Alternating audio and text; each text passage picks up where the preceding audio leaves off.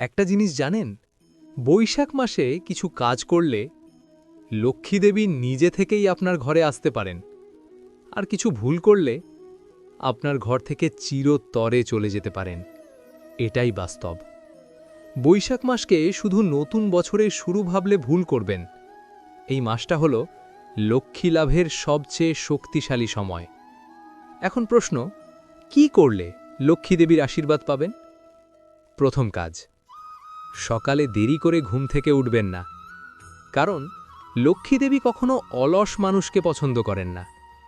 যে ব্যক্তি সকালেই উঠে পড়ে তার ঘরেই শুভ শক্তি প্রবেশ করে, আর যে দেরি করে তার ঘরে ধীরে ধীরে দরিদ্রতা ঢুকে পড়ে। দ্বিতীয় কাজ, ঘর পরিষ্কার রাখুন। এটা ছোট জিনিস মনে হলেও সবচেয়ে গুরুত্বপূর্ণ। লক্ষ্মী দেবী কখনো নোংরা জায়গায় থাকেন না। যে বাড়ি পরিষ্কার সেখানে ইতিবাচক শক্তি থাকে, আর সেই শক্তিই লক্ষ্মীকে আকর্ষণ করে। তৃতীয় কাজ, অন্যকে অপমান করবেন না, বিশেষ করে গরিব মানুষ বা অসহায় মানুষকে। কারণ লক্ষ্মী দেবী শুধু ধনে নয়, মানুষের আচরণেও থাকেন। যেখানে অপমান আছে সেখানে লক্ষ্মী থাকে না। চতুর্থ কাজ, খাবার অপচয় করবেন না। আজকের দিনে এটা খুব কমন, কিন্তু এটা বড় ভুল। যে বাড়িতে খাবারের অসম্মান হয় সেখানে ধীরে ধীরে অভাব আসে। এই নিয়ম অনেকেই জানে না, কিন্তু ফলটা সবাই ভোগ করে। পঞ্চম কাজ, সন্ধ্যার পর ঝগড়া করবেন না।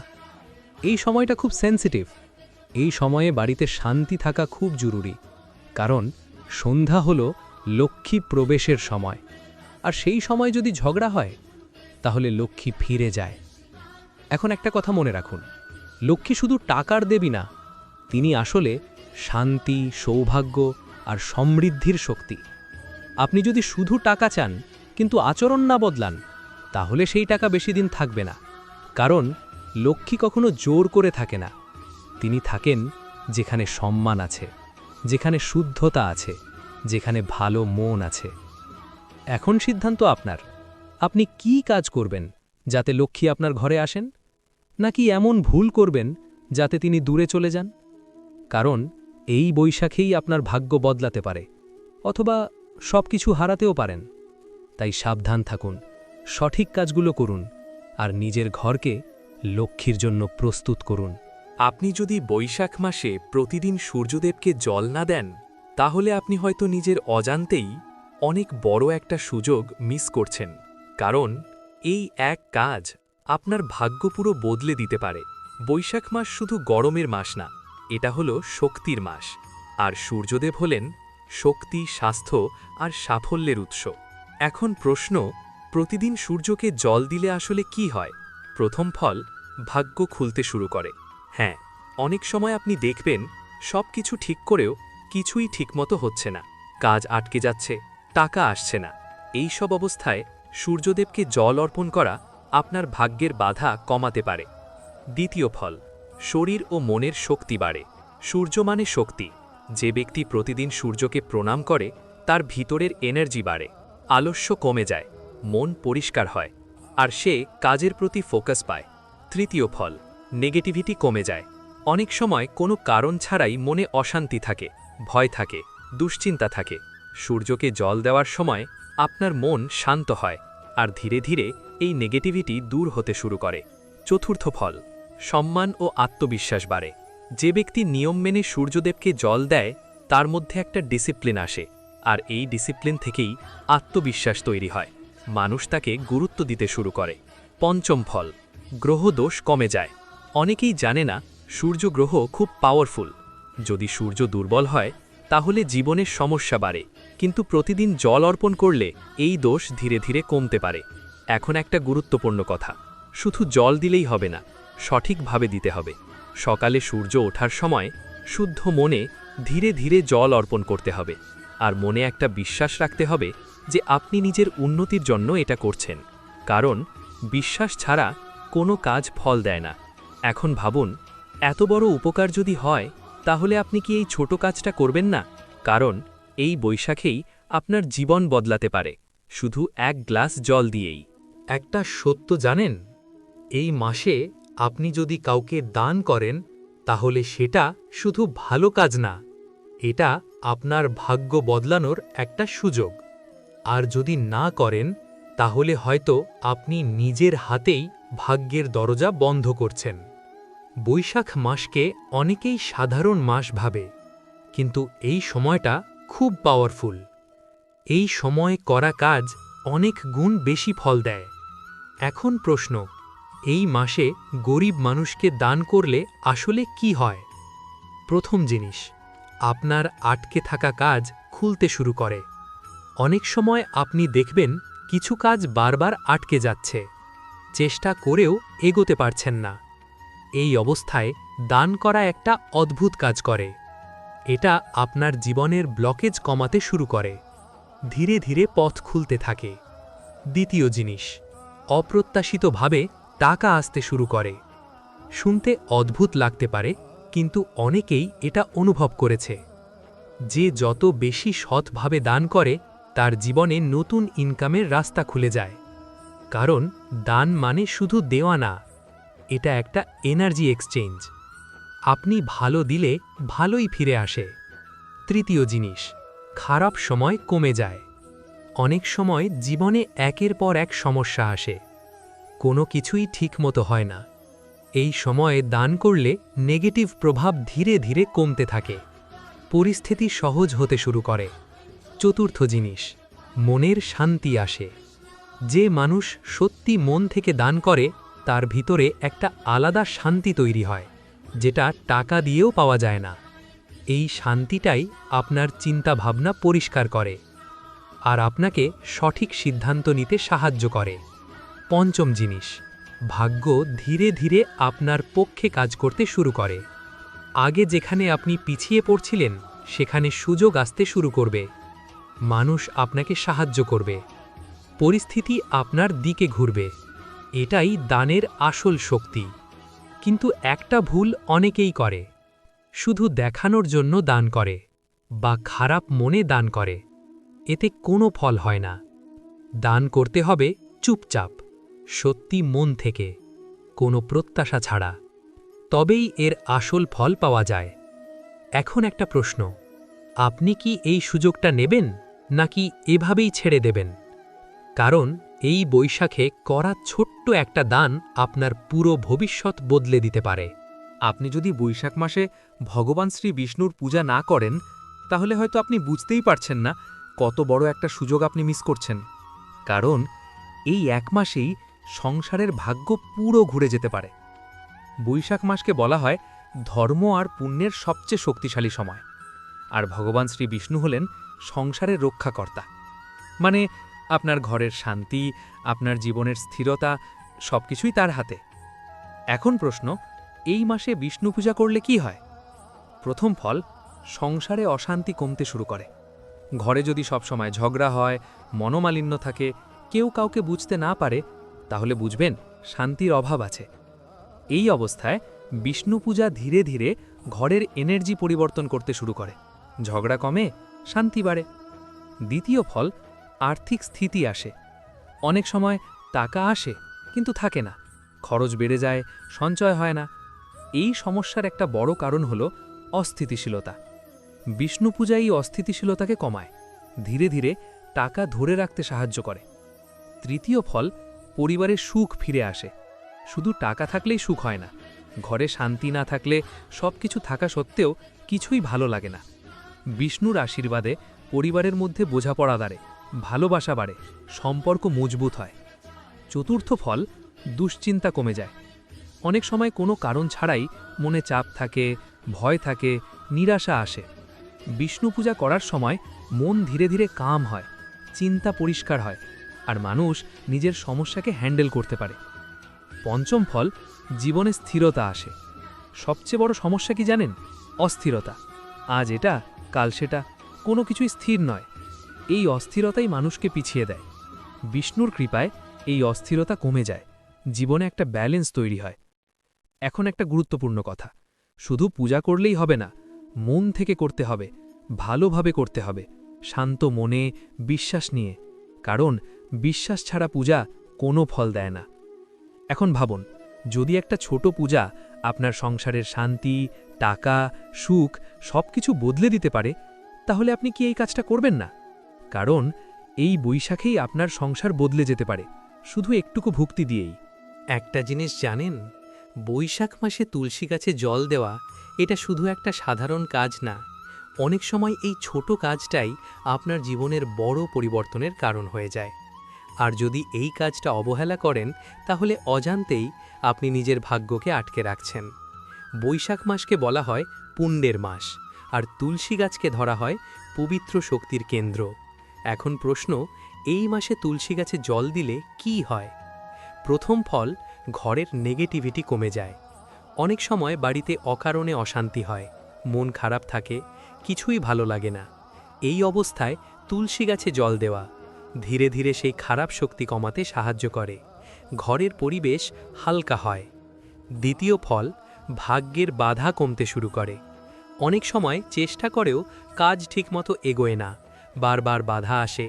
এই সময়ে তুলসীর কাছে জল দেওয়া একটা অদ্ভুত পরিবর্তন আনতে পারে, ধীরে ধীরে রাস্তা খুলতে শুরু করে। তৃতীয় ফল, মানসিক শান্তি বাড়ে। তুলসী গাছের সামনে দাঁড়িয়ে জল দেওয়ার সময় আপনার মন ধীরে ধীরে শান্ত হয়, চিন্তা কমে, মন পরিষ্কার হয়। আর এই শান্ত মনই আপনাকে সঠিক সিদ্ধান্ত নিতে সাহায্য করে।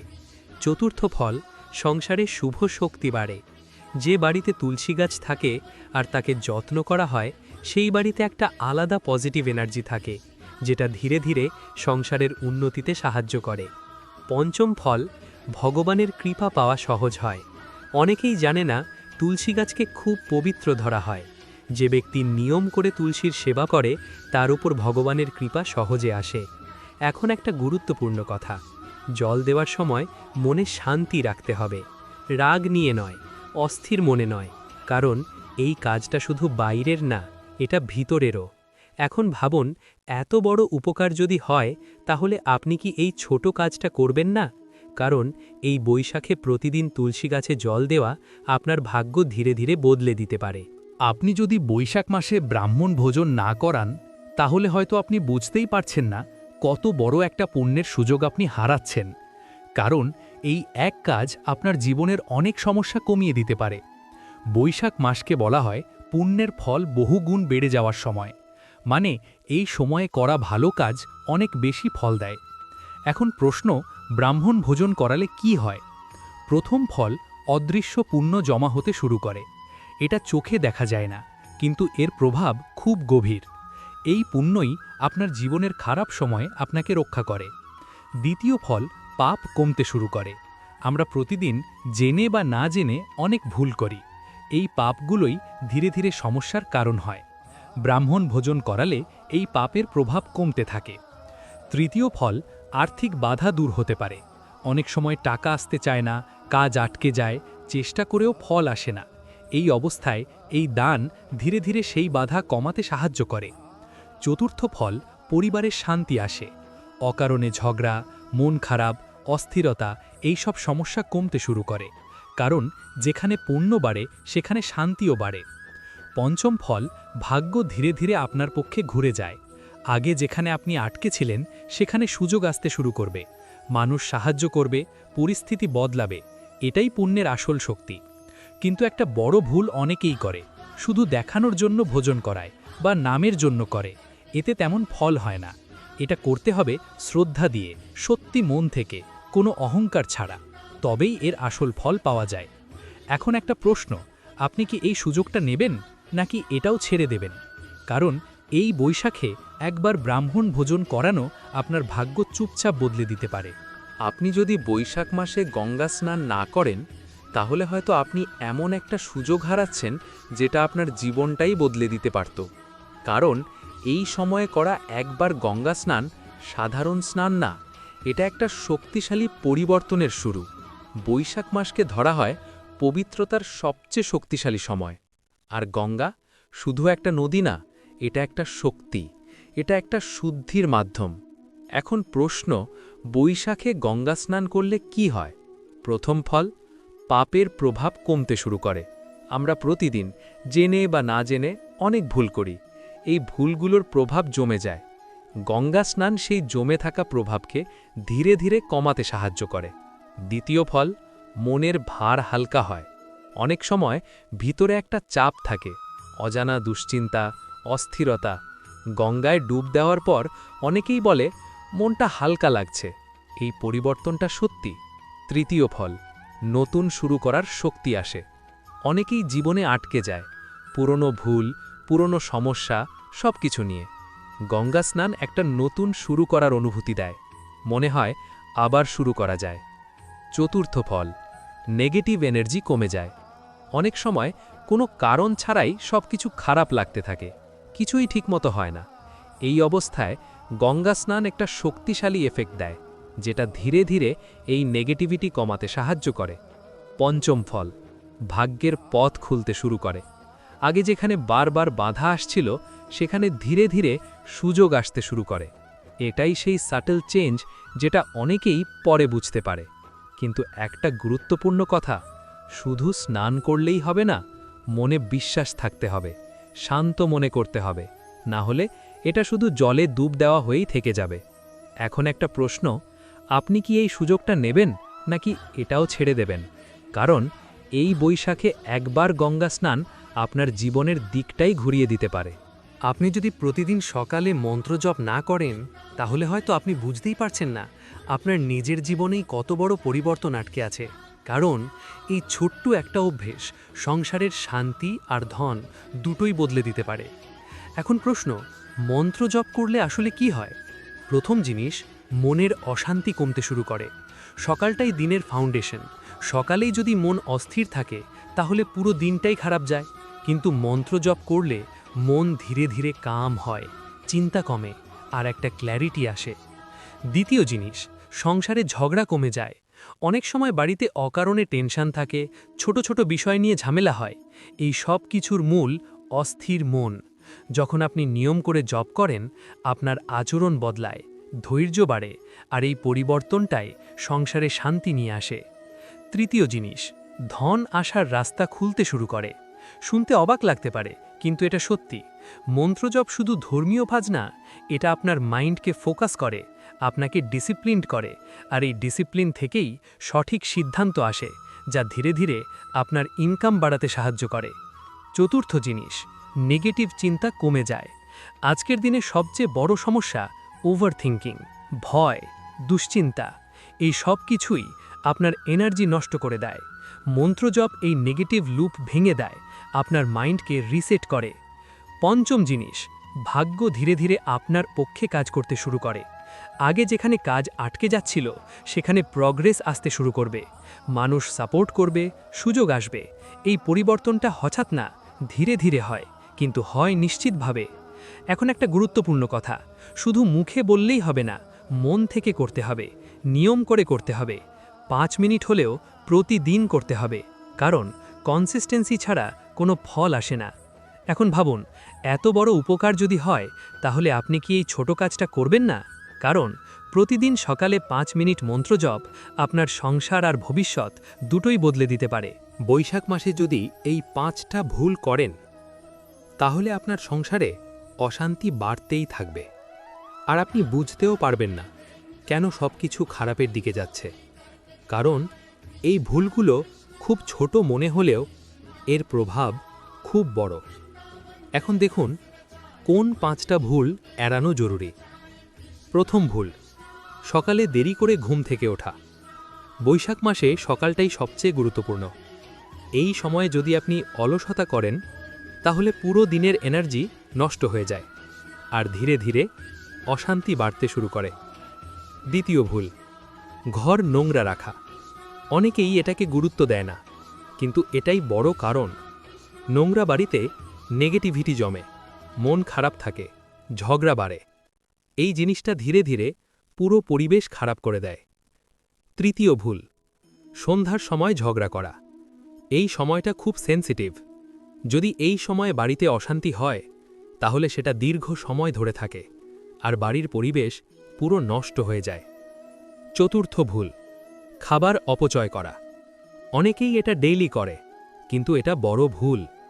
যে বাড়িতে খাবারের অসম্মান হয়, সেখানে ধীরে ধীরে অভাব আসে, আর সেই অভাব থেকেই অশান্তি তৈরি হয়। পঞ্চম ভুল, অন্যকে অপমান করা, বিশেষ করে বয়স্ক বা অসহায় মানুষকে। এই অভ্যাসটা খুব ডেঞ্জারাস, কারণ যেখানে অপমান আছে সেখানে শান্তি থাকে না, এইটাই বাস্তব। এখন একটা জিনিস বুঝুন, এই ভুলগুলো একদিনে বড় সমস্যা তৈরি করে না, কিন্তু ধীরে ধীরে সব কিছু ভেঙে দেয়, সংসারের শান্তি, সম্পর্ক, মন, সব কিছু। এখন প্রশ্ন, আপনি কি এই ভুলগুলো বন্ধ করবেন, নাকি একইভাবে চালিয়ে যাবেন? কারণ এই বৈশাখেই আপনি চাইলে শান্তি আনতে পারেন, অথবা নিজের হাতে অশান্তি বাড়াতে পারেন। আপনি যদি বৈশাখ মাসে একাদশী পালন না করেন, তাহলে হয়তো আপনি নিজের জীবন থেকেই একটা বড় পরিবর্তনের সুযোগ হারাচ্ছেন। কারণ এই একদিনের উপবাস শুধু ধর্মীয় নিয়ম না, এটা আপনার জীবনকে ভেতর থেকে বদলে দিতে পারে। বৈশাখ মাসে একাদশীর গুরুত্ব আরও বেশি, কারণ এই সময় করা সাধনা অনেক গুণ বেশি ফল দেয়। এখন প্রশ্ন, একাদশী পালন করলে কি পরিবর্তন আসে? প্রথম পরিবর্তন, মনের নিয়ন্ত্রণ বাড়ে। সবচেয়ে বড় সমস্যা কি জানেন? নিজেকে কন্ট্রোল করতে না পারা। খাবার, রাগ, ইচ্ছা সব কিছু আমাদের চালায়। একাদশীর উপবাস এই কন্ট্রোল তৈরি করতে সাহায্য করে। দ্বিতীয় পরিবর্তন, মনের অশান্তি কমে যায়। যখন আপনি উপবাসে থাকেন, আপনার মন ধীরে ধীরে কাম হয়, চিন্তা কমে, একটা আলাদা শান্তি আসে, যেটা আপনি নিজেই অনুভব করবেন। তৃতীয় পরিবর্তন, শরীর হালকা ও পরিষ্কার হয়। একদিন উপবাস শরীরকে রিসেট করে, পাচন শক্তি ঠিক হয়, শরীর হালকা লাগে এবং এনার্জি বাড়ে। চতুর্থ পরিবর্তন, নেগেটিভ অভ্যাস কমতে শুরু করে। যে মানুষ নিয়ম করে একাদশী পালন করে, সে ধীরে ধীরে নিজের খারাপ অভ্যাসগুলো কমাতে পারে, কারণ সে নিজের ওপর কন্ট্রোল পায়। পঞ্চম পরিবর্তন, ভাগ্যের পরিবর্তন শুরু হয়। এটা সরাসরি বোঝা যায় না, কিন্তু ধীরে ধীরে জীবনের পথ বদলাতে শুরু করে। যেখানে আগে বাধা ছিল, সেখানে সুযোগ আসে, মানুষ সাপোর্ট করে, পরিস্থিতি সহজ হয়। এটাই একাদশীর আসল শক্তি। কিন্তু একটা ভুল অনেকেই করে, শুধু না খেয়ে থাকে কিন্তু মন কন্ট্রোল করে না। এতে তেমন ফল হয় না। একাদশী মানে শুধু উপবাস না, এটা হলো নিজেকে নিয়ন্ত্রণ করার দিন। এখন একটা প্রশ্ন, আপনি কি এই সুযোগটা নেবেন, নাকি এটাও ছেড়ে দেবেন? কারণ বৈশাখে একদিনের একাদশী আপনার পুরো জীবনটাই ধীরে ধীরে বদলে দিতে পারে।